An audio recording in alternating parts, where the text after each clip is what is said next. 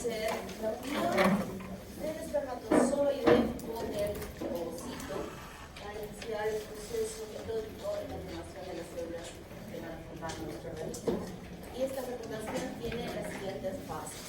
La primera, denudación. Segundo, reconocimiento y adhesión. Penetración, fusión, bloqueo de la poliespermia, formación de los supernúcleos y la mimesis. O sea, para que se complete este proceso tiene que pasar por toda esta gama de fases, de etapas, para que se lleve a cabo esa unión de las dos células. Y esta fecundación se va a producir, como ya habíamos dicho, a nivel del útero, perdón, de la trompa uterina de la mujer, pero para ello es absolutamente necesario que este varón tenga anatómica, funcionalmente todo perfecto para que pueda formar una célula perfectamente saludable. Ya habíamos dicho que se formaba aquí en el testículo y a partir de esta localización, que todavía no tiene una pregunta que les hice en la pruebita, que la maduración no se realiza en los tubos siguientes a la emisión del tubo seminico. Simplemente es un pasaje que está siendo arrastrado por las secreciones de las células de Sertoli, pero allí no pasa absolutamente nada, excepto tal vez la individualidad de cada uno que va a ser realizada, pero la maduración la realiza a nivel del epitelio. Es allí donde se produce la maduración. Y esta maduración implica toda la capacidad que va a tener este espermatozoide de moverse, ni siquiera inherente, como habíamos mencionado, dentro del traje genital masculino, sino cuando sea depositado en el traje genital femenino. El resultado de esta formación va a ser depositado, hemos dicho que frecuentemente esto se sigue produciendo y produciendo y produciendo y produciendo permanentemente los espermatozoides en el varón y se van a localizar a nivel de la cola del individuo, que diríamos que es el reservorio para esta ubicación. Y es de allí que en el momento del coito van a ser expulsados, no por participación propia, porque no tiene esa capacidad todavía así tan buena como para en fracción de segundos hacer todo este recorrido, sino esta expulsión es inherente a la contracción tan firme que tiene la gruesa capa muscular del conducto deferente, que va a permitir expulsar este contenido, que habíamos dicho que solo era el 10%, y que era aportado en su suma el otro 90% por las glándulas, tanto de la vesícula seminal como de la próstata. Y esta secreción iba a ser eliminada en la vagina de la mujer, ¿no? Hasta ahí tenemos un espermatozoide maduro que va a tener esa capacidad. Y cuando este semen es depositado aquí en la vagina de la mujer, ya ha leído espermatograma. ¿Han leído espermatograma? No han leído. Miren, les voy a preguntar en el examen, cuidadito que no me respondan bien. Y en ese espermatograma, que debe ser tomado en el laboratorio, ahí se le da al paciente o a la persona, al varón que va a estudiar, les damos un frasco, les damos que vaya al baño, le damos unas películas, no, unas revistas esas que les gustan los varones, para que se estimule y podamos recepcionar en el momento siguiente a su eliminación en el laboratorio. Así que nos entrega. ¿Y para qué nos entrega? Porque tenemos que evaluar el tiempo en que ese semen se ha coagulado. Y esa coagulación se va a producir apenas se deposite el semen aquí en la vagina. Se deposita en la vagina y ese semen es depositado allí. ¿Cuánto es el pH o cuál es el pH del semen? ¿Es alcalino o ácido? Es alcalino. ¿Y el pH de la vagina? Es ácido. Entonces, ese pH ácido definitivamente es letal para la supervivencia de esos espermatozoides que van a ser depositados allí. Y ese tiempo en que es depositado y se produce la coagulación tiene que ser tiempos exactos, porque puede ser que falle allí y que por eso un varón pueda ser infértil. Entonces, esta coagulación lo que va a hacer es proteger a ese semen en las partes externas que se han formado el coágulo, que obviamente todos aquellos espermatozoides que están pegados a las paredes de esta vagina van a morir. ¿Cuántos millones debe tener ese semen de espermatozoides?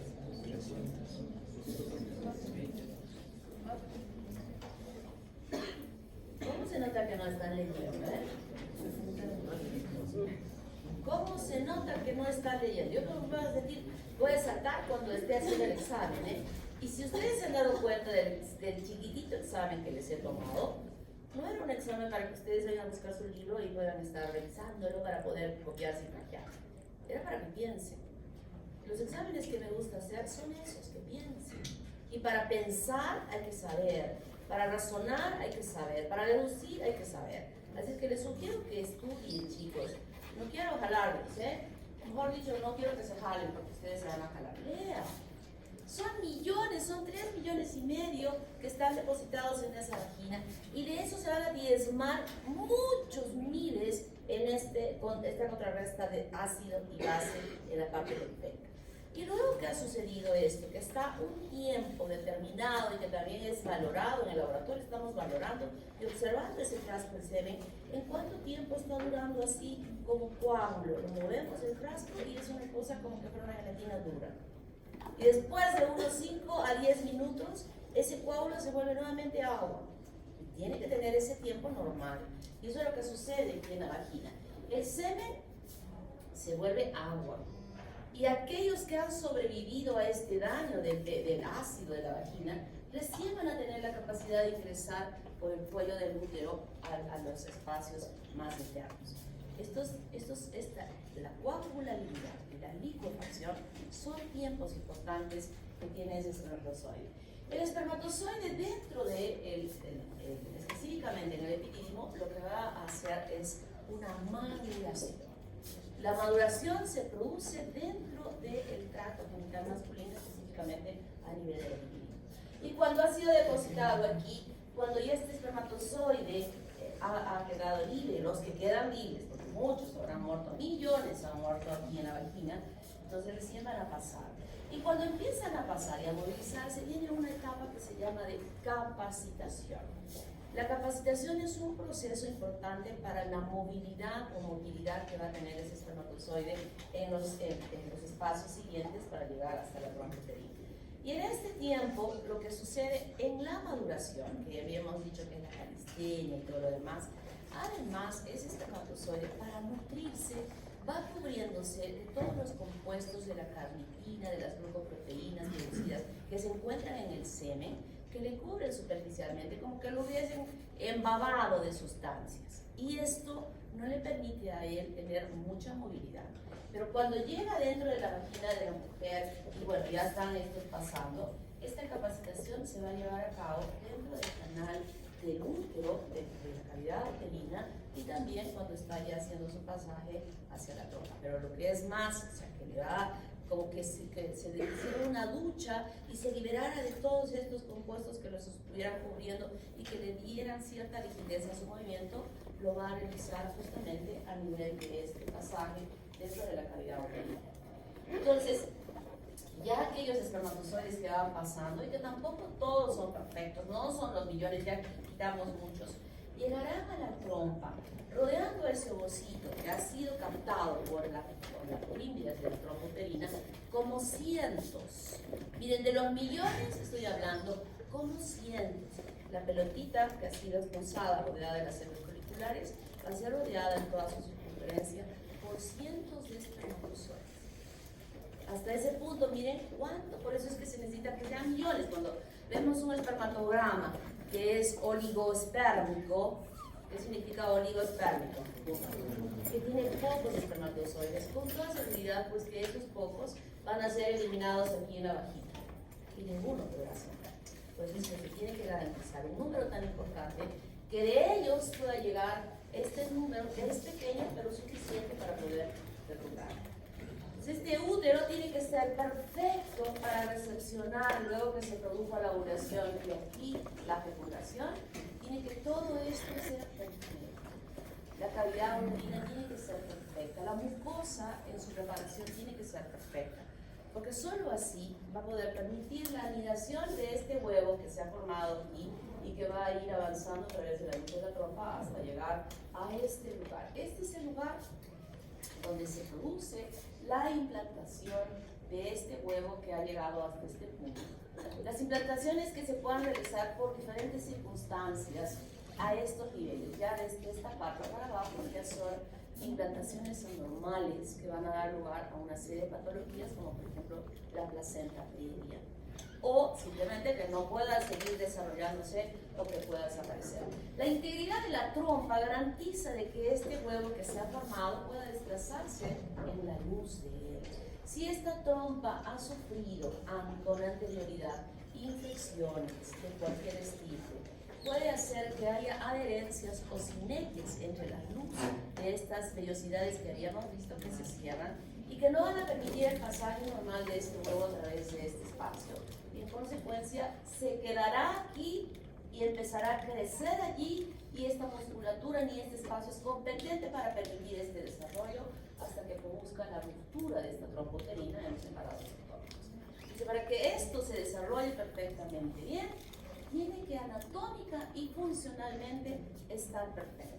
Y de esa manera se permitirá el crecimiento y el desarrollo del embrión y posteriormente perfecto.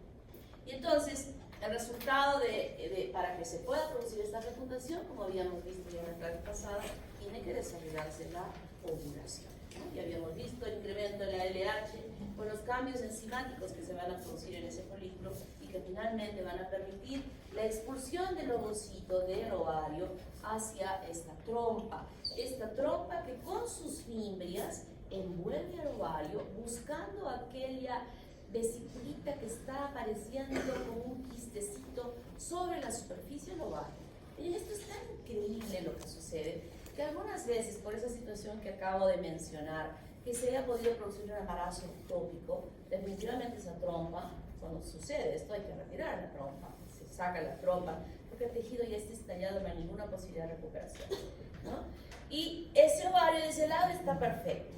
Y por el otro lado, de pronto esta mujer ha podido tener un quiste tan grande que se estranguló el quiste y fue necesario incluso la expulsión del ovario conjuntamente con el quiste. Entonces tienen una trompa de un lado y un ovario del otro lado. Y el médico siempre suele decir, miren, muy difícil que pueda en algún momento poder embarazarse, poder tener un hijo. Y sin embargo, sucede que sí. Y es que esta trompa hormonalmente está buscando en alguna superficie y se da esta vuelta.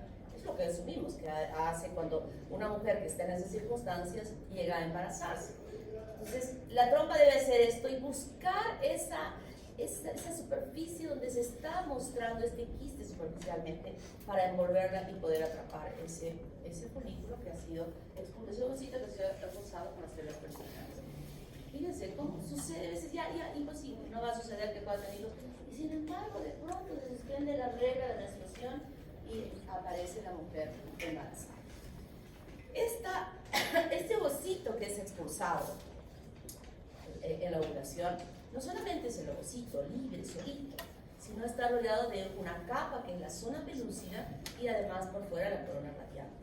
Esa zona pelúcida está conformada que se va ensanchando. Cuando ustedes han visto su lámina, la lámina de ovario, han visto los folículos primordiales que ellos no tenían ninguna zona pelúcida, ¿verdad? Simplemente era la membrana citoplasmática y por fuera de ella una capita de células planas. Pero conforme iban viendo los folículos un poco más grandes, de pronto empezaron a observar una capita rosada que cada vez se iba ensanchando más, y en aquel folículo grande que ustedes observaron, sí mostraba una capa acelular que rodeaba, rosadita, que rodeaba al ovocito. Y esa es la zona pelúcida que está constituida por glucoproteínas.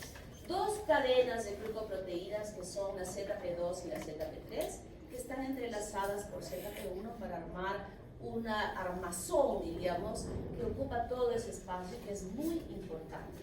La ZP3 es aquella glucoproteína que en sus proteínas tiene aquellos componentes feromónicos, las proteínas moleculares que van a servir de atracción con las proteínas feromónicas moleculares del espermatozoide y que van a decir, cuando se lleguen a reconocer, decir, aquí está este espermatozoide de esta especie con este óvulo de la misma especie, y sí puede presentarse la fecundación.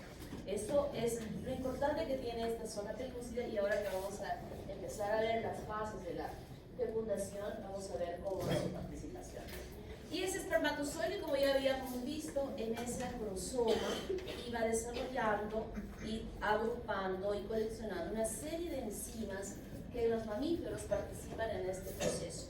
En nosotros los humanos, las más importantes son ellas y de ella caprosina y la hialuronidasa como enzimas más importantes, pero igualmente las otras van a participar en este propósito. Y entonces nosotros tenemos este proceso que se inicia con ¿quién? ¿Cuál es la primera fase de la fecundación? ¿Qué había puesto en la primera diapositiva? ¿Se llamaba? ¿Qué se llamaba? Denudación. Y la denudación consiste en el pasaje del espermatozoide, de los espermatozoides, de los cientos de espermatozoides alrededor del ovocito, que está aquí con su membrana citoplasmática, y la zona pelúcida y estas células foliculares que se encuentran externamente. Y este acrosoma empieza a liberar la enzima hialuronidasa. Y la hialuronidasa, esta enzima, degradará el ácido hialurónico que se encuentra uniendo a las células foliculares para abrirse paso entre estas células y aproximarse a la periferia del ovocito. Esa es la denudación, el pasaje del espermatozoide atravesando las células foliculares que rodean al ovocito. Segunda fase.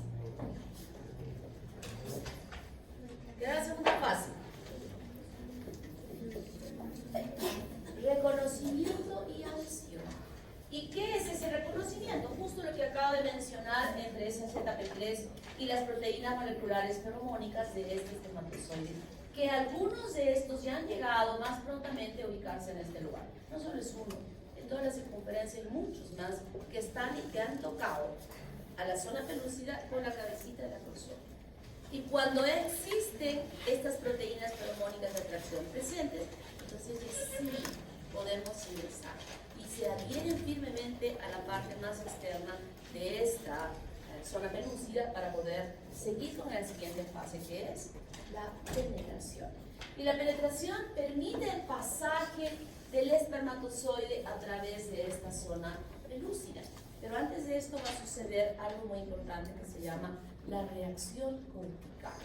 ¿En qué consiste la reacción cortical? ¿Recuerdan cuando les explicaba sobre la formación del espermatozoide en la espermiogénesis? En que se formaba la vesícula y la vesícula tenía dos capitas, una más externa y una más interna. ¿Se acuerdan? Y la más externa se adhería a la membrana citoplasmática de la célula, del espermatozoide en ese momento, y la interna a la membrana nuclear. Entonces, la membrana citoplasmática se fusiona con la membrana externa de esta vesícula y forman poros o canales que van a permitir la salida de estas enzimas a través de ella. Esa es la reacción acrosómica.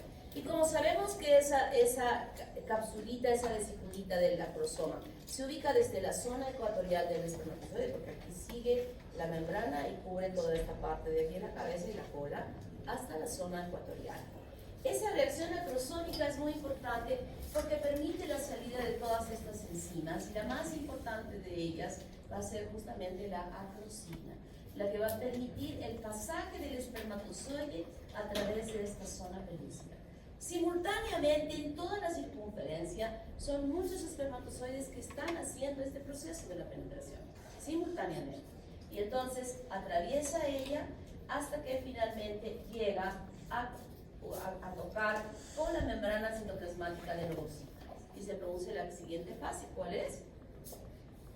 La fusión. La fusión. Y la fusión de las dos membranas citoplasmáticas, la del espermatozoide en la zona ecuatorial y obviamente la membrana citoplasmática normal en toda la circunferencia del ovocito. Miren, este es el ovocito. Si yo le sigo la secuencia acá, el ovocito sería de este tamaño. Y miren el tamaño del espermatozoide. Sumamente chiquito. Y ellos están en toda la circunferencia del ovocito. Muchos de ellos penetraron. Pero llegó este que hizo contacto y cuando se ha producido esta fusión y la cabecita ya del núcleo empieza a ingresar dentro del citoplasma de la célula, y estos de muchos han llegado ahí, pero el ovocito solo va a permitir normalmente que uno de ellos, el mejor, quien escoge quién va a ingresar a ese citoplasma no es el espermatozoide el que quiere hacerse el vivo de querer ingresar, no, es el ovocito quien decide, escogiendo de todos el mejor para que ese pueda ingresar. Muchas veces igual se equivoca, no necesariamente siempre hace lo mejor porque va a haber resultados anormales con la fecundación de espermatozoides que no estuvieron normales. Entonces, en ese momento que ha sucedido eso, se produce una situación especial que se llama reacción cortical. Y esta reacción cortical es que en toda la periferia de todo el ovocito existen unos gránulos que van a ser liberados fuera de la célula a este lugar, en toda la circunferencia. Y esos gránulos contienen compuestos que alteran la composición de las glucoproteínas de la zona pelusa. Y al alterarlas hacen ya que esta se vuelva impenetrable para que otros espermatozoides puedan atravesar. Y es exactamente la consistencia de esta zona pelúcida que está formada por glucoproteínas. Es una estructura que no es dura, es blanda. Este compuesto hace que sea blanda en ese momento y pueda ser penetradas por estos espermatozoides. Pero en ese momento esta sustancia hace que esto que estaba blando y suave se vuelva firme. Es como, yo siempre hago la similitud con el yeso, que si alguno de ustedes es un polvo que se echa normalmente, se hace como una masa que se echa en las paredes y que es bueno para que mantenga una temperatura caliente.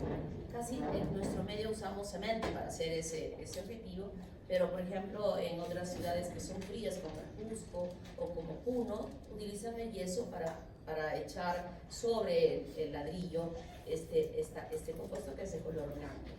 Entonces, la gente que trabaja en eso son saquillos que solo van trabajando poco a poco porque les da el tiempo a que esa masa se vuelva blanda y puedan manejarla, porque si pasa más tiempo se vuelve duro y ya no sirve. Entonces, esa forma de cómo cambia en composición es exactamente igual a lo que sucede con esta zona pelúcida, que se pone firme y dura e impenetrable para que otros espermatozoides puedan ingresar, y viene esta fase de evitar la polidespermia. Y no solo es que se vuelve duro, sino que esta zona pelúcida como que se retrae hacia afuera, dejando un espacio libre en este momento. Y eso también hace que algunos que ya estaban muy pegaditos, como se ha vuelto firme y se ha retraído, que jala o despega a aquellos espermatozoides que han podido llegar hasta este punto. Y eso es lo que sucede para evitar que un espermatozoide más pueda ingresar dentro del citoplasma. Y como habíamos dicho, como habíamos visto, algunos autores dicen que no, que solo entra el núcleo del citoplasma de la célula, otros autores dicen no, que entra todo el espermatozoide. Están habiendo estudios que dicen, yo he dicho, que ni un núcleo es utilizado por el espermatozoide, del espermatozoide por ese ovocito para las siguientes divisiones celulares. Pero están haciendo estudios, seguramente unos bien machistas, decir, no, algo del espermatozoide tiene que estar usado, y se está haciendo estudios, de repente alguno u otro, alguna mitocondria pueda ser utilizada dentro de eso. Pero que sabemos que en las divisiones celulares siguientes, definitivamente es el aporte de este ovocito el que permitirá la formación de las siguientes células en las siguientes fases. Entonces ya entró al citoplasma y se van a formar los núcleos. Aquí podemos ver, fíjense cómo estos son los gránulos corticales que se encuentran en la periferia. Y también este ingreso no solamente va a hacer eso, sino hay un cambio en la concentración de calcio dentro de la célula que facilita la liberación de estos gránulos externamente. Se van liberando externamente, se van liberando externamente y hacen, como vemos aquí, este cambio que va a continuar más celeste, que estamos diciendo que aquí ha habido este cambio firme para que ya no puedan ingresar los espermatozoides. Habíamos estudiado la gametogénesis, que este ovocito, cuando ya está aquel que alcanza la ovulación, empezó su primera división meiótica y que la concluye, ¿verdad? Al momento de la ovulación, y rápidamente continúa con la segunda división meiótica.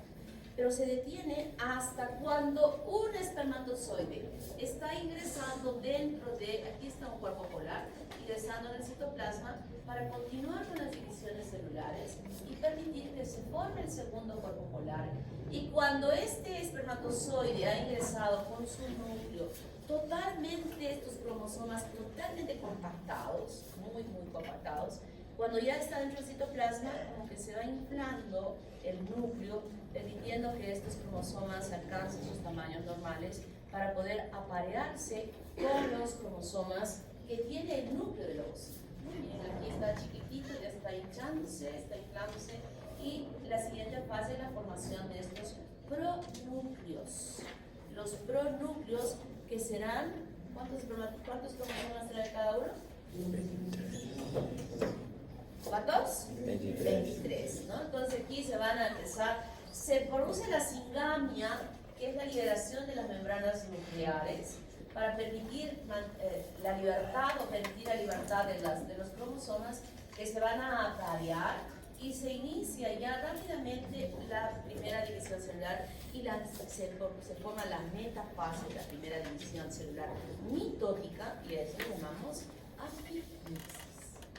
Entonces, es así como concluye esta fecundación, con la formación de los pronúcleos y con la primera división celular mitótica, que ya empieza a desarrollarse en esa trompa uterina, en ese tercio externo, un tercio distal de la trompa uterina, donde se produce la fecundación. ¿Está claro? ¿Alguna duda? Y entonces, esta fecundación que se ha dado va a seguir todo este proceso como estamos viendo, y el inicio de esta división mitótica será la formación de estas blastómeras.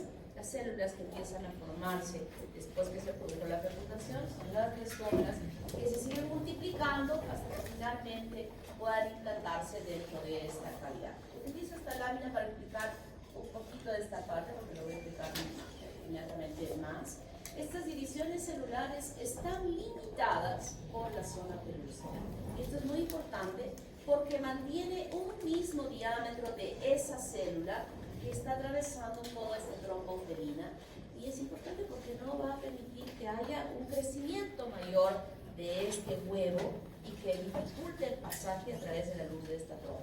Recién cuando llega ya muy próxima a la cavidad del útero, esta zona pelúcida se rompe, hay una eclosión del blastodiscos, que se llama, porque empieza a aparecer una cavidad dentro de estas células de las blastómeras.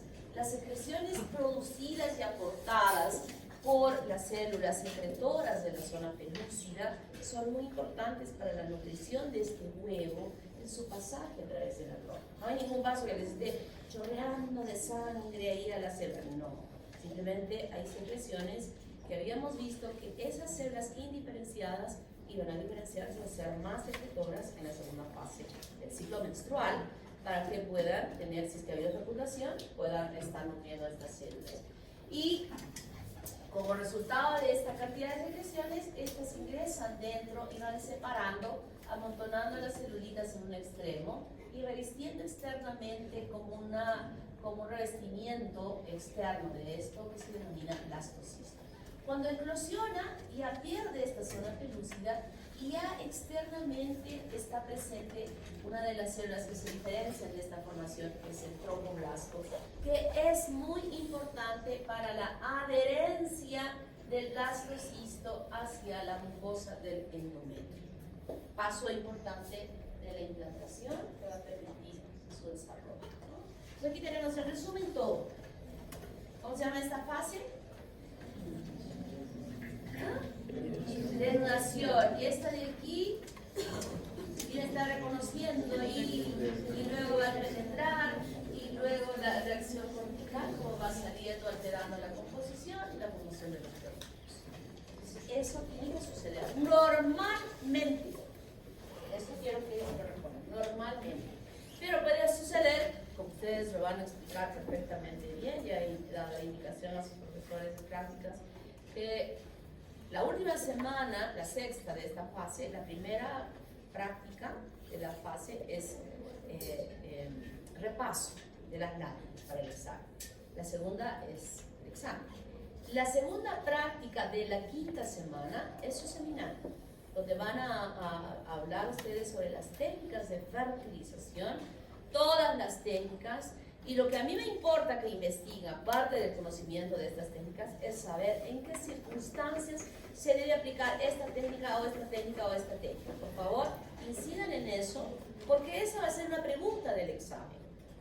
¿Está claro? Yo voy a poner un caso clínico de una mujer infértil, diciendo las características de su infertilidad, o de la pareja, o en pareja en común, y ustedes van a escoger las alternativas que yo voy a colocar para que ustedes puedan colocar su diagnóstico. ¿Está claro? Entonces no simplemente es que hablen papá, sino que sepan por qué y para qué y cómo y cuándo. Eso me interesa que ustedes aprendan. Y además quiero que busquen quiénes hacen acá en Arequipa y cuáles son los costos que cuestan para hacer estos procedimientos.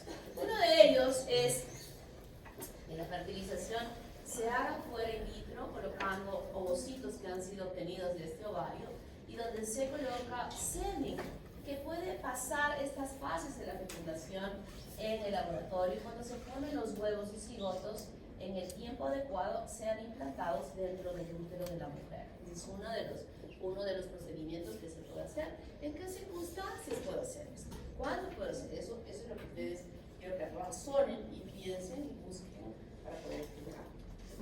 O también esta otra forma, que es el ICSI, que se coloca, ahí tenemos un ovocito, incluso con la zona pelúcida. Esta es una pipeta que sostiene para que por otra aguja se introduzca un espermatozoide dentro del citoplasma de la célula. Estamos obviando todos los pasos de la fecundación, ya nos estamos viendo al ingreso del espermatozoide dentro del citoplasma de la célula. Entonces, hay diferentes procedimientos que el objetivo final es que esa mujer que no pueda tener hijos lo pueda tener. Y las consecuencias de la fecundación son el restablecimiento del número diploide de los cromosomas, la formación de una célula completa con 46 cromosomas, la redistribución del material citoplasmático en las células hijas que van a ir viniendo y que definitivamente cada célula que va formándose será cada vez más chica en este momento. ¿Por qué? Porque la zona pelúcida limita su expansión.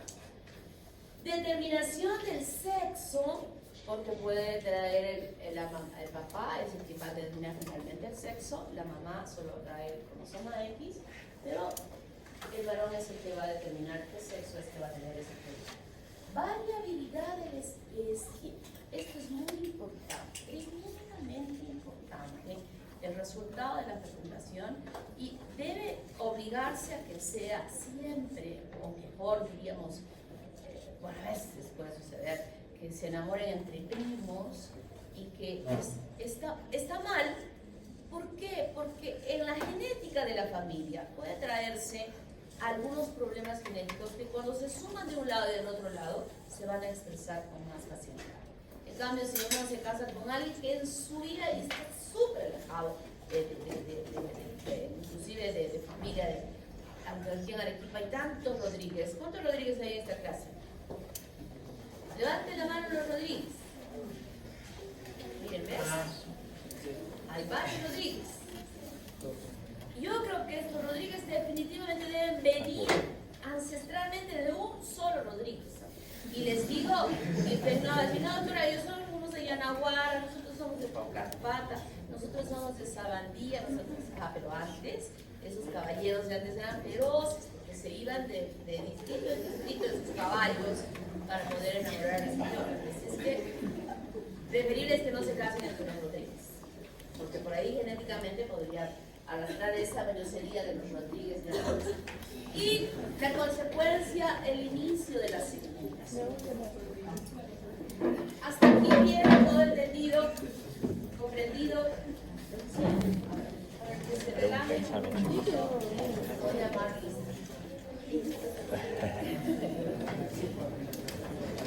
Me han enseñado esto. Toda la vida tengo algo. O sea, se va a decir que no venga. A ver. Presente. Presente. Presente. Presente. Presente. Presente. Presente. Presente.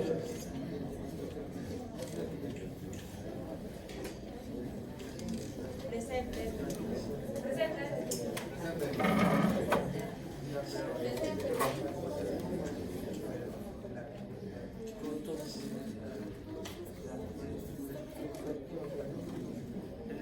Joaquira. Presente. La que protege. Doris. Presente.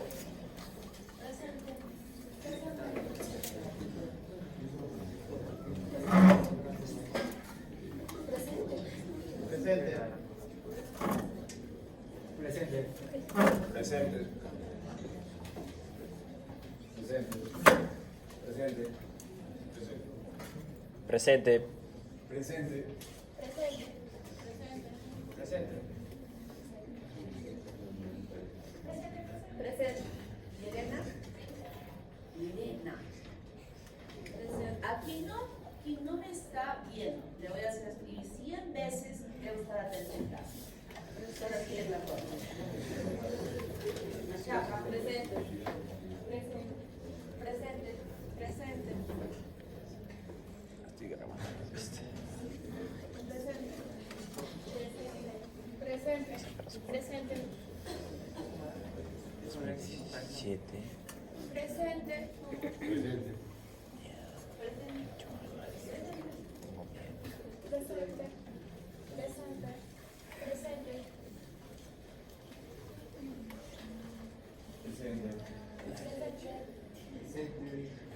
Presente.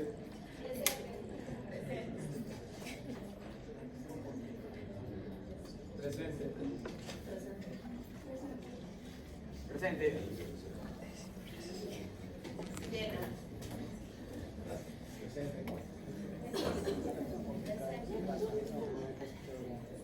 Equivocado, pero hablaba de ¿verdad? Dos veces. Una reacción de sonido. Sí. Presente. Presente. Presente. Presente. Se endurece el pie de paso. Presente. Presente.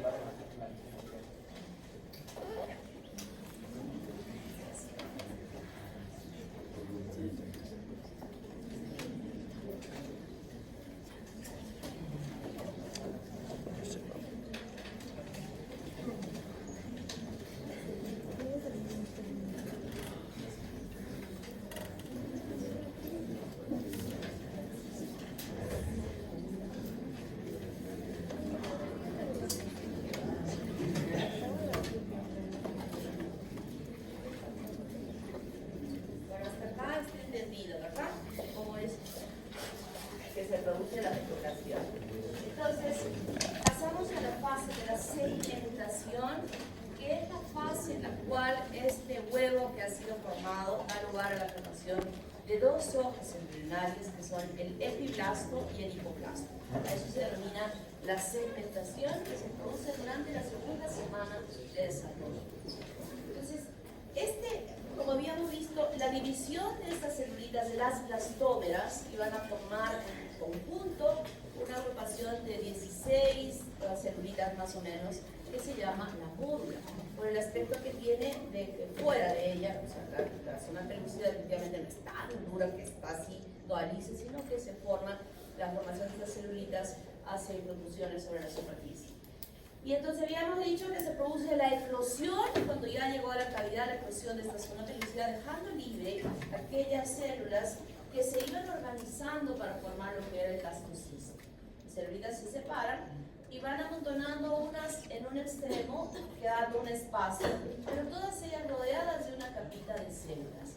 Esta diferenciación celular da lugar a que haya dos estirpes celulares diferentes que van a dar lugar a estructuras diferentes en este huevo que se está desarrollando. Una, la que queda interna, se va a llamar embrioblasto, y la que queda externa se llama trofoblasto.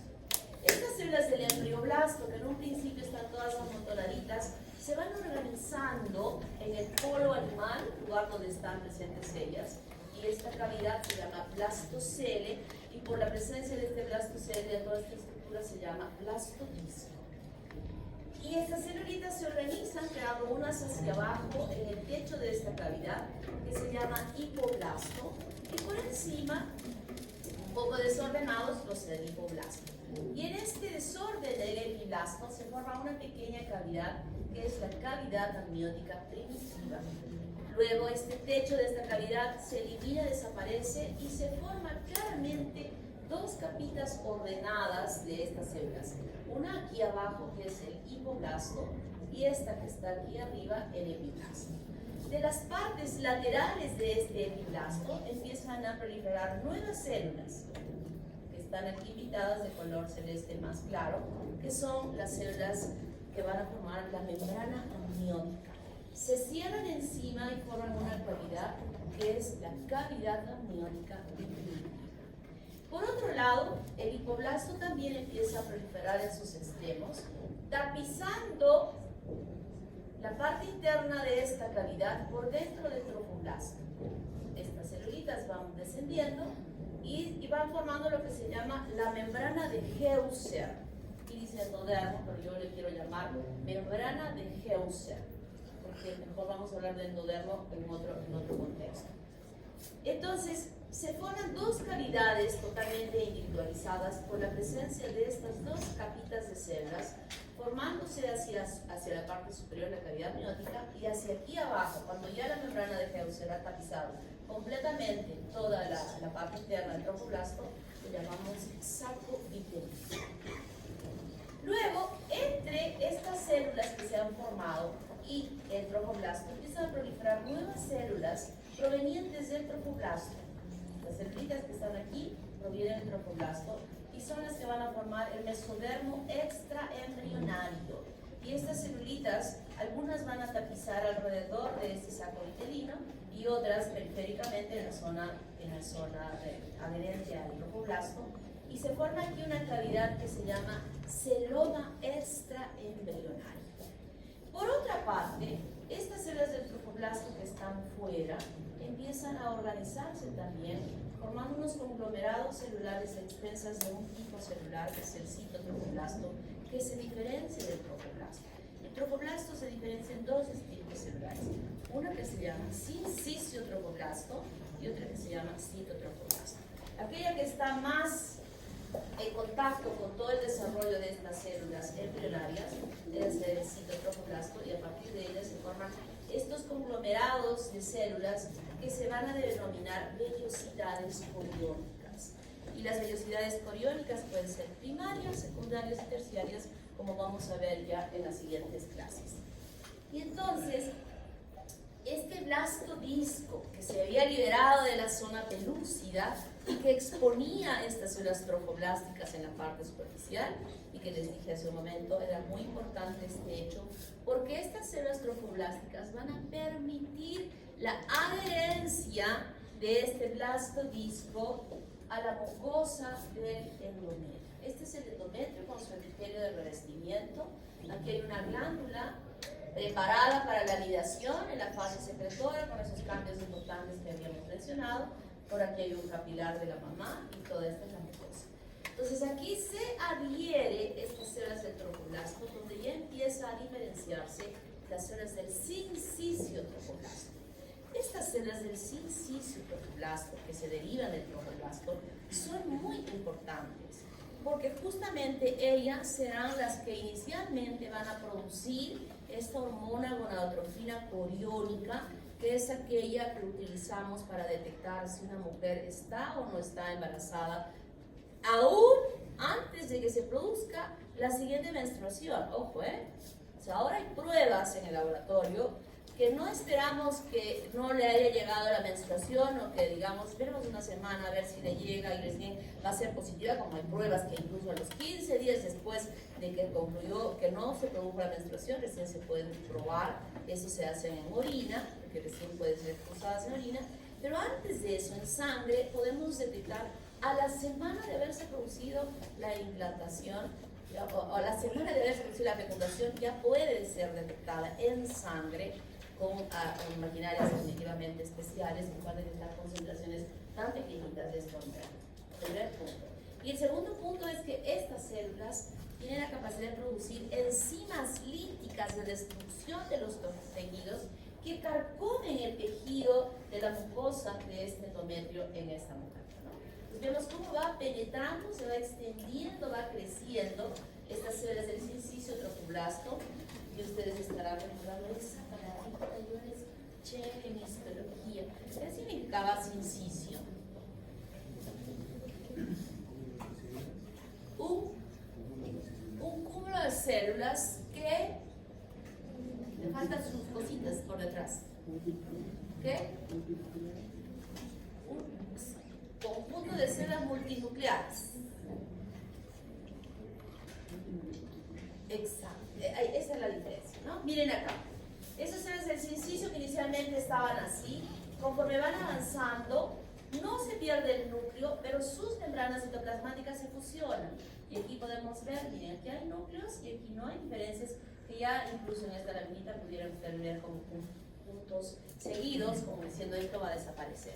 Y ese es el sincicio trofoblasto, que ya dije cuáles son sus características, y que permiten que este blastocisto se siga introduciendo en el espesor del endometrio. Se sigue metiendo, miren. Estos cambios ya los hemos visto en la diapositiva anterior.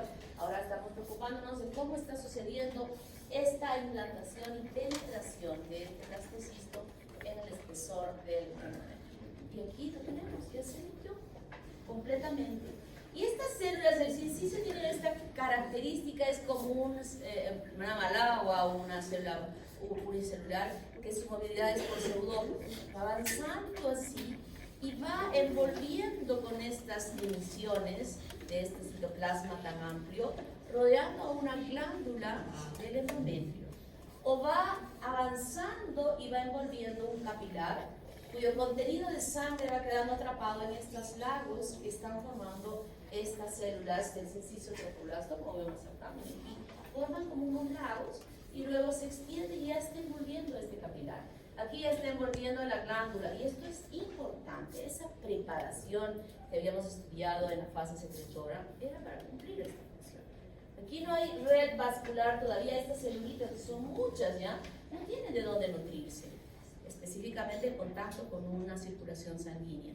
Se lo hacen a través de estas células del sincicio que van atrapando nutrientes para poder permitir el crecimiento de estas células correspondientes ya al embrioplasto. Y aquí podemos ver que ya se cerró el lugar por donde se introdujo inicialmente el blastocisto y se cierra completamente, continuándose el epitelio de revestimiento sobre él. Entonces, que el concepto que de repente alguno de ustedes tenía de que ese producto, cuando llegaba al útero, iba a desarrollarse en la luz de la cavidad del útero, como que hubiera llegado una urbita y se hubiera adherido a este espacio, no es así. Se tiene que introducir dentro del espesor del endometrio para permitir su desarrollo. Entonces, aquellas señoritas, señoras que se desbarrancan del segundo piso golpeándose las nalgas para abortar cuando no les llegó la regla, terminarán con unos hematomas terribles en esas nalgas, pero ese producto está bien metidito en su endometrio y a él no le pasó absolutamente nada. O que se resbaló en una cáscara de plátano y que lo quería eso y tampoco lo logró. Entonces, cuando les lleguen a ustedes, y les va a llegar, cuando yo hacía el internado en el Hospital General, pues siempre voy a recomendar, primera recomendación desde ahora, hagan el internado en el Hospital General. Así coman mal, así los masacren, así les hagan sentir mal todos los días. Y ojo, solo hacen sentir mal cuando no se cumple con el trabajo. Así es que cuidadito que después esté yendo y estén a la mitad mira, pasan la primera rotación y están viniendo aquí a la facultad con sus papás, con su mamá, su abuelita, su tío. Que por favor, que queremos cambio de sede, mi hijita está deprimida, está llorando, está sufriendo, está... Y acá, ya muy bien, vamos a ayudar. Así o por lejano, vuelva ahí, que sufra. ¿Qué es la vida? La vida es linda. El hospital es lindo, van a encontrar un hospital donde todo va a estar perfecto. No, es terrible, nuestra vivencia de médico es terrible. Tenemos que lidiar primero con el paciente, salvarle la vida, tenemos que lidiar con la familia de ese paciente y tenemos que lidiar con la muerte de ese paciente. ¿Y cómo nos vamos a deprimir? ¿Qué va a pasar? O sea, me llega un paciente sangrando. ¡Ay, qué miedo! Escapo con mi función de salvar vidas. Así es que, pobres ustedes que hagan eso.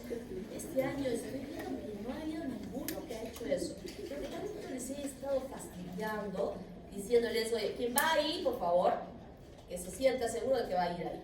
Que no está renunciando a algo. Y después cuando ustedes son 300 que vamos a necesitar. Ya el Hospital General no quería recibir internos de la Católica porque mijitos de bien, niñitos, que su mamita, que su papito, ya no tenían. Este año felizmente hasta ahora nadie ha venido a pedir que se les cambie de sede. Están ahí los fortachones, los firmes, los que quieren aprender, los que quieren ser buenos médicos. Y entonces les comento que todos los viernes, yo no sé por qué, venían mujeres sangrando, desde las 6 empezaban a desfilar.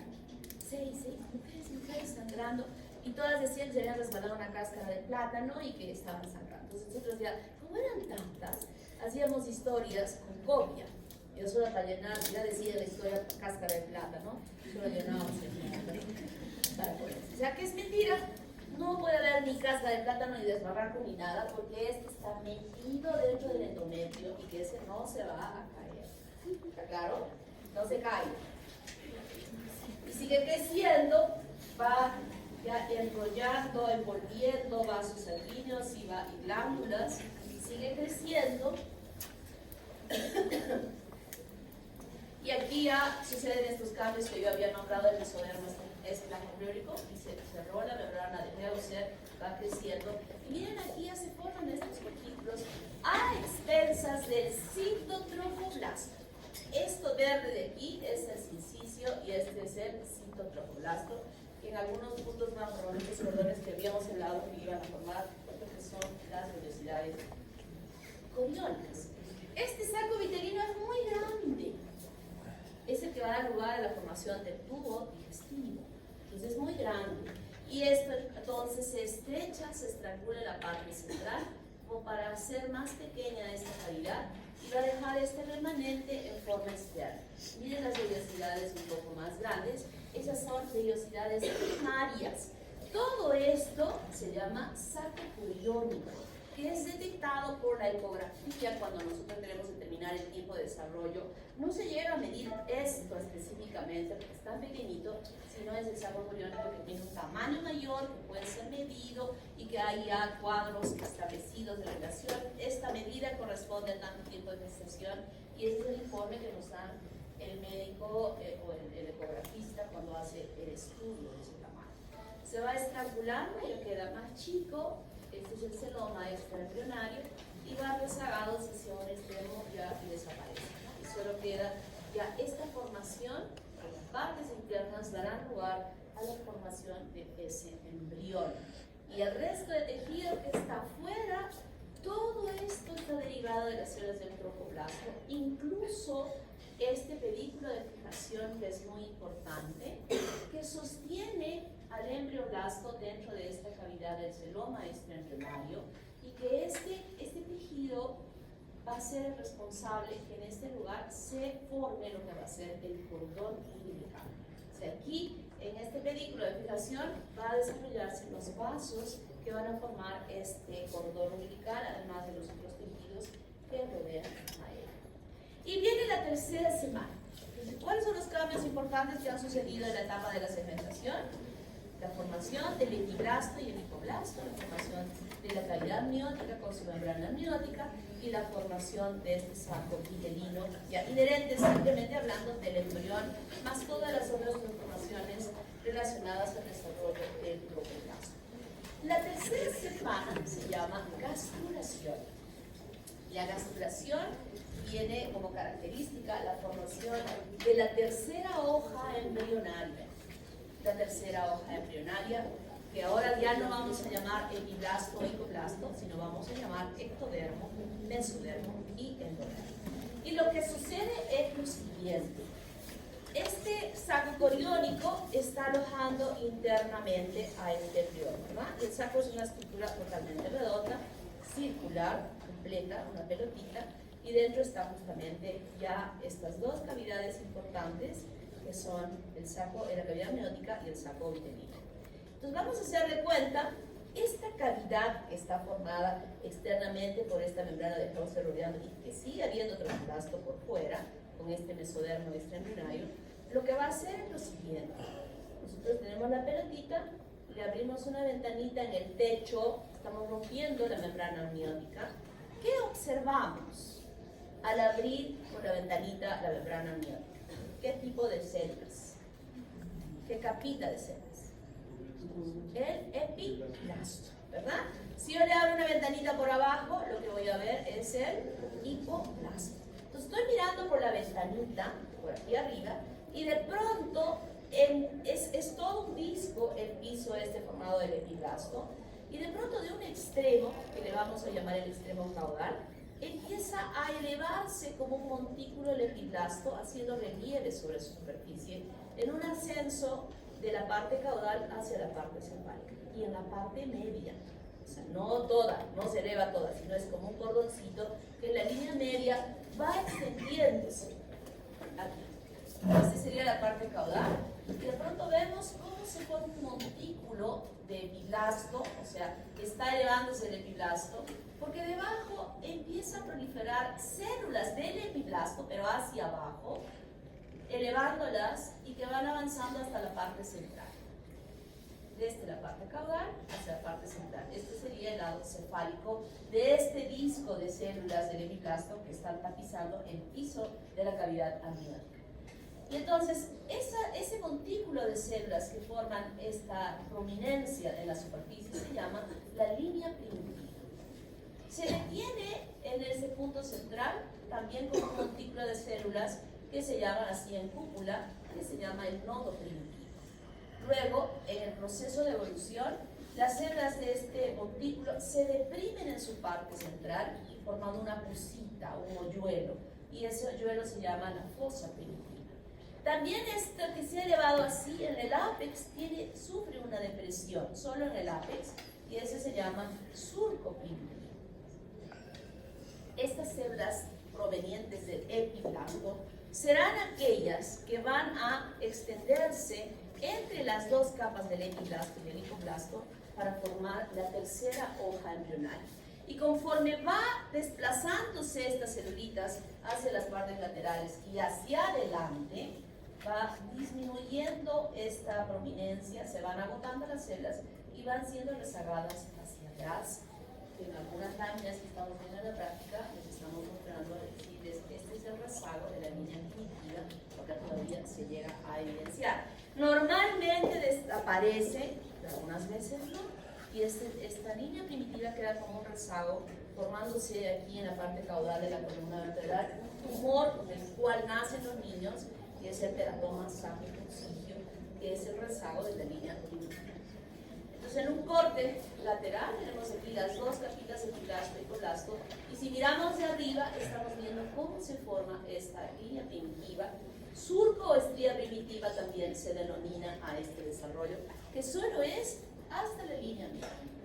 Entonces, de la parte caudal hasta aquí se formó la línea primitiva, y estas celulitas van a empezar a desplazarse hacia los lados y también hacia adelante. Recuerden que esto solo llegó hasta la parte central. En un corte sagital podemos ver esta imagen que se debe a esto.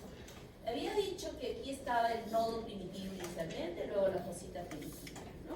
O sea, cuando digo fosita, es como una ollita que en la base de ella tiene células. Estas células de la base empiezan a proliferar con la luz, porque la ollita tiene una luz, formando un tubo hueco que va a ir en dirección cefálica.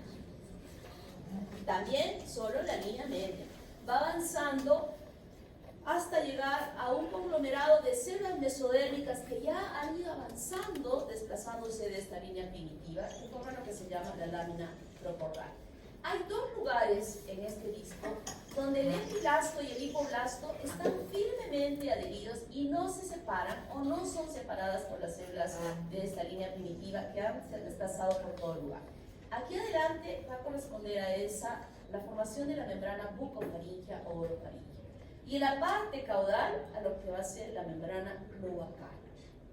Entonces, estas celulitas van desplazándose Y la lámina procordal no va a impedir que estas células que han avanzado hacia adelante puedan seguir avanzando hasta hacer contacto con esta lámina de la membrana orofaringe. Esta estructura que se forma así, hueca, se llama proceso notocordal. Se llama ya notocorda, como dice aquí, cuando ese proceso notocordal ya no es hueco, sino se convierte en una estructura totalmente opaca. Entonces ahora sí, yo voy a hacer un corte aquí y podemos ver que esto rosado que está aquí es la línea primitiva que se encuentra aquí, y esto que está medio anaranjado es este proceso notocordal que ha avanzado hacia aquí. Lo que vemos de celeste es el epiblasto, y lo que vemos aquí abajo es el hipoblasto. Aquí está la membrana bucofaringea y aquí está la membrana cloacal, donde dije no se llegaban a separar. En un corte a este nivel y a transversal, vemos lo mismo. Aquí, el corte está aquí, por eso es que no podemos ver este proceso notocordal aquí, y aquí sí podemos ver la formación y aquí ya podemos decir, ya no hablamos de epiblasto y hipoblasto, sino ya se formó la tercera hoja embrionaria, y esa tercera hoja embrionaria se va a llamar mesodermo.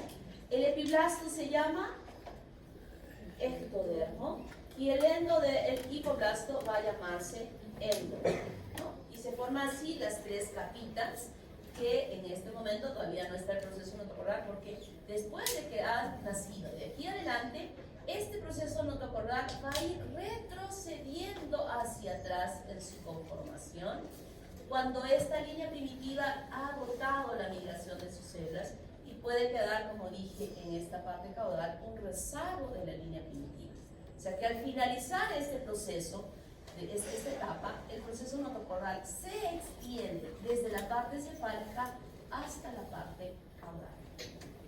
El corte aquí todavía se está formando recién el proceso notocordal hacia adelante, por eso es que no llega a aparecer. ¿Está claro? ¿Cómo se forma ese proceso notocordal? La fosita va avanzando en la línea media, este es un corte sagital. Luego se adhiere muy bien el hipoblasto con esta parte baja del proceso notocordal, formándose un espacio, un orificio, que es el canal neuroentérico, que permite una comunicación de la cavidad amniótica con el saco vitelino. Es muy importante en ese momento porque facilita un pasaje de nutrientes de un lado hacia el otro lado, asegurándose de que todas las células puedan ser nutridas. En un corte transversal podemos ver aquí el proceso notocordal, que cumple una función importante de separar al mesodermo en la parte superior. Igual, cuando llegue a descender esa notocorda hacia atrás, igualmente separará a este mesodermo que se llega a formar. Se fusiona, luego desaparece este hueco, el hipoblasto, diríamos mejor el endodermo, se extiende comunicándose en ambos extremos, permitiendo que la notocorda ya sea una estructura totalmente compacta. Esta notocorda es fundamental e importante en el proceso de la neurulación, como vamos a ver en un momentito. Pero acá hay algo interesante e importante que deben recordar. Hemos dicho que se forma la línea primitiva, ¿verdad? Esa línea primitiva que se forma a expensas de la multiplicación de las células del epiblasto, en un inicio van a desplazarse para poder ubicarse entre las células del hipoblasto. Y se conoce que este epiblasto será quien dará origen en forma definitiva a las células del endodermo. Y este mismo epiblasto será quien forme esta línea primitiva y podrá diferenciarse en estas células que van a separar al epiblasto del hipoblasto, formando lo que va a ser el mesodermo. Entonces, tanto el endodermo como el mesodermo se derivan del epiblasto. No confundan con ectodermo, ¿eh? El ectodermo es una capa que se ha formado directamente del epiblasto, pero cuando recién todavía es epiblasto, es que estas células van a diferenciarse para formar lo que va a ser el endodermo y el mesodermo. ¿Está claro? No cuando es ectodermo, sino cuando es epiblasto.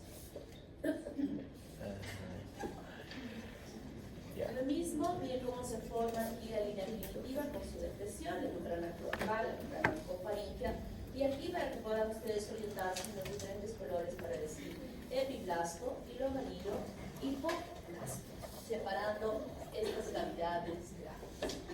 Esa línea primitiva en su desplazamiento celular va a formarse una elongación después de que se produjo una impaginación y la divergencia a los extremos y que incluso por delante de la membrana mucofaríngea, las células mesodérmicas sí se van a encontrar. O sea, hay un límite, pero por delante, en estos dos espacios que no se pueden separar, estas células van a seguir desplazándose, formándose el mesodermo, separando estas hojas y en los dos únicos lugares donde no va a haber es justamente la membrana mucofaríngea y la membrana cloacal. Que en el futuro va a haber apoptosis de estas células y va a permitir una comunicación de lo exterior con la parte interna, a través de la hoja o a través de la cloaca en un inicio y que después ya se va a diferenciar en el varón con el ano y en la mujer con la vagina, la uretra y el ano. Esos son los dos lugares de apertura de comunicación entre el exterior y lo interior. Lo mismo como se van desplazando las células en todas las direcciones, separando a estas dos capas iniciales producidas en la segmentación.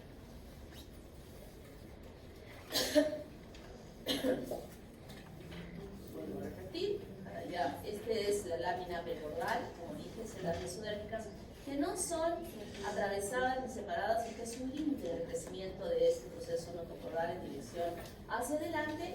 Y como mencioné, estas líneas de la línea, estas de la línea primitiva van siendo rechazadas hacia la parte posterior con la elongación del proceso notocordal hasta la parte caudal. Y esa presencia, como dije, es importante en la neurulación. Lo mismo ya para aclarar mejor, si tienen algunas dudas, cómo es que se llega a formar el macizo de este proceso, bueno, no proceso, de esta notocorda. Inicialmente proceso cuando hay espacio, luz, y notocorda cuando finalmente se forma esta estructura maciza. Y esta notocorda tendrá una influencia importante sobre el ectodermo para la formación de la placa neural. Además que ya entre los días 17 y 18 se puede observar que el mesodermo empieza a cambiar, a sufrir cambios importantes en la formación de tres particiones. Una que está pegadita a la notocorda, en este momento está como proceso notocordal, que es el mesodermo somítico o paraxial. Luego aquí otra separación, que es el mesodermo intermedio, y más lateralmente el mesodermo lateral. Estas bandas que se llegan a desarrollar no son unas bandas exactamente iguales, paralelas, sino que se van desarrollando como dados, como vemos aquí. Cada uno de ellos está expresado como unos dados que se llaman los somitómeros o somitas, dependiendo de la posición donde se encuentran. En la evolución siguiente, este mesodermo lateral sufre que en la parte central se formen unas vacuolas que van a dar lugar a la formación del celoma y la separación de ella en dos láminas celulares que continúan al mesodermo intermedio. El que está en contacto con el ectodermo será el mesodermo somatopleurico y el que esté en contacto con el endodermo sería el mesodermo esplagmopleurico. Y en esta apertura se forma esta cavidad muy importante que es el celoma. Y progresivamente la forma como se van desarrollando todos estos somitas es muy útil para poder determinar incluso el tiempo de desarrollo que se puede observar. ¿Sí? Miren cómo se forman estos somitómeros, los que están frente a la placa precordal, y los somitas que se extienden hasta la parte más baja. Generalmente aquí no tienen mesodermo intermedio, sin embargo en las partes más caudales ya aparece perfectamente el mesodermo intermedio, que es muy importante porque será quien forme la cresta urogenital, y la cresta urogenital es la que va a formar justamente la parte de la gónada y el aparato renal. Aunque en su evolución hay diferentes cambios como vamos a estudiar. Aquí ya lo vemos como notocorda, y este somita tiene algunas veces en su evolución una cavidad que se forma entre las divisiones de este somita. ¿Cuáles son las divisiones del somita? Todos ya han hecho esto en la práctica. ¿Cuáles son las partecitas del somita? Dermátomo, miótomo y esclerótomo. Entonces, entre el dermátomo y el miótomo, en la evolución se forma una cavidad que se llama miocele. que luego desaparecen y no tienen ninguna repercusión en su formación.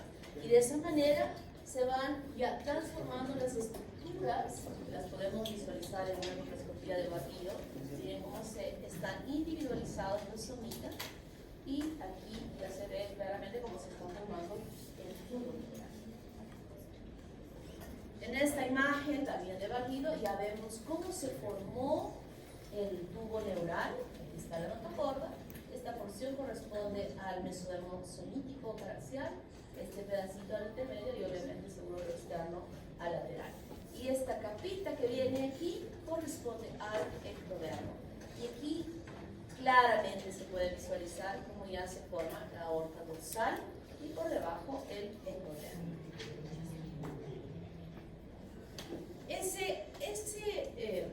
Esa notocorda es muy importante. Yo estoy hablando y estoy diciendo que este se convierte en este, que se va a tomar a este, y que este, y que este, y que este. La cosa no es tan simple. Para que esto suceda, para que estos cambios se estén dando, para que se estén desplazando las células, para que el hipoblasto y el hemiblasto no se separen en la membrana bucofaríngeo-cloacal, etcétera, etcétera, está comandada y dirigida por proteínas moleculares que están participando en esto. Ustedes han hecho un curso de biología molecular y genética más orientada casi a las patologías, ¿no? Las alteraciones que se puedan producir en estas proteínas y que van a traducirse en enfermedades. Pero nosotros, todo nuestro cuerpo está conformado, esta conformación normal que supuestamente tenemos, creo que hasta ahora la tenemos, es el resultado del funcionamiento correcto de todo este sistema de proteínas moleculares que existe en nuestro cuerpo. Y en esta fase de desarrollo definitivamente participan extraordinariamente todas ellas. Y cuando hablo yo de la notocorda que induce a la formación de la placa neural, no es solo la presencia de ella que se ha formado allí, sino la liberación de proteínas moleculares que van a provocar una transformación de ese ectodermo suprayacente a la posición de la notocorda. Dentro de ellas, por ejemplo, la Sonic de Hoff, que es la que participa con mucha efectividad en este proceso de la placa. Otras proteínas que van a hacer que la placa se vuelva así, otras que se cierren, y todas ellas en una armonía perfecta para lograr el objetivo de formar un ser totalmente normal. En esta fase no vamos a hablar sobre la embriología molecular, pero en la siguiente fase, todo el desarrollo que yo voy a explicar aquí, ustedes me lo van a explicar en la práctica, en seminarios, cómo es el desarrollo molecular del corazón en seminarios. O sea, vamos a estudiar de esa manera para que se den cuenta de la importancia que tiene la biología molecular, que también se da en nuestro caso. Y cómo, qué proteínas fallan para que se produzca, por ejemplo, una leporina. Ya no simplemente que la leporina se produce porque no se acomodó perfectamente esta parte, no, sino cuál fue la falla para que esto suceda. Y esta placa neural, miren, se forma, se ensancha ese ectodermo para formar inicialmente ese enlazamiento que es la placa neural. Y en la cuarta semana sucede eso. Esta es la notocorda con la emisión de todas estas señales moleculares que hacen que el ectodermo se modifique. Y en los extremos de ellas, si ustedes ven aquí, tiene un tono azul, también se modifican estas células que serán las que van a dar lugar a la formación de las células de la cresta neural. Luego se forma el surco. Y hay proteínas que ahora van a participar para que esto se forme una depresión en esa placa. Y luego otras proteínas que van a hacer que se cierre la placa para formar lo que es el tubo. Y finalmente la epidermis o el ectodermo se continúe sobre él. Y se separan esta capita de células azules para formar lo que van a ser las células de la cresta neural, que también ya han escuchado de ellas en histología, ya han escuchado de anatomía, que son células sumamente importantes con un potencial de diferenciación increíble y que tienen un origen neurológico. Por ejemplo, estas células de la cresta neural forman los huesos y los músculos de la cara, así como también forma la médula de la glándula suprarrenal, ¿verdad? Ahí recuerdan que lo han estudiado en esa parte. Tienen un potencial de diferenciación extraordinario estas células de la cresta neural que migran y se desplazan por todo nuestro cuerpo diferenciándose en diferentes sistemas. Entonces la placa neural, que había sido inicialmente originada o inducida por justamente esta notocorda, va a hacer que este epiblasto o este ectodermo, perdón, empiece a ensancharse, a ampliarse más, y tiene el aspecto de la plantilla de una zapatilla en toda su extensión desde la parte cefálica hacia la parte caudal. Y de esa manera, después de que se ha formado la placa, se empieza a cerrar. Inicialmente en la parte central, se cierra aquí aparecen los somitas, se va cerrando y el cierre se va extendiendo hacia la parte superior y hacia la parte caudal. Han visto en esta semana las láminas 13, 14 y 15, en la 13, como incluso ya formándose estas vesículas, todavía están aperturadas, un extremo del neuróporo anterior todavía está un poco abierto hacia el lado. Aquí ya podemos visualizar lo que están viendo esta semana en sus prácticas, que se forma lo que va a ser el prosencéfalo, el mesencéfalo y el romboencéfalo, continuándose con lo que va a ser la médula espinal. Y esta estructura, que son estas 3 vesículas iniciales que se llegan a formar, luego sufren mayores dilataciones que van a formar el telencéfalo y el diencéfalo, expensas del prosencéfalo.